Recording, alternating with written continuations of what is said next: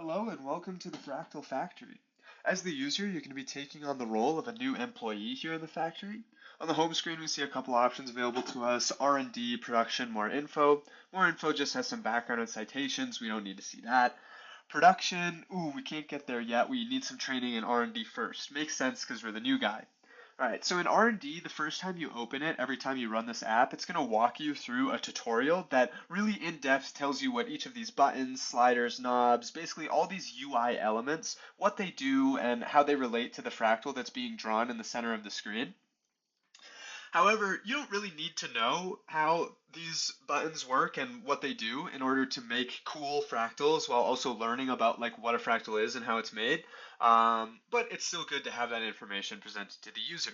When we press reset, the tutorial is officially done. My favorite thing is probably just sit here and press random and look at all the cool shapes you get.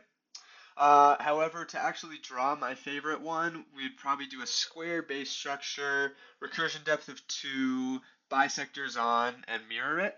And I just think you get some really beautiful shapes as you move the slider around, um, especially when it starts to overlap with itself. It's really cool how that beauty is formed from like very mathematical and very rigid rules. All right, now in the production zone, we've got three different difficulties. We'll start with moderate.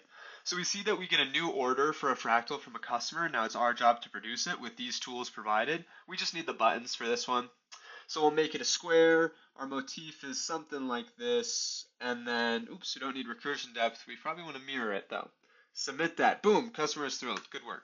All right, difficult mode would just introduce the knob where you also have like rotation angle that you have to get right. And extreme, yeah, it introduces the horizontal slider, and things definitely get a lot more complex when you're dealing with that. So extreme is not for the weak. However, we're not going to worry about that. We're just going to take the 3 losses to show that once our 3 robotic hearts are gone, that customer is fed up and out the door.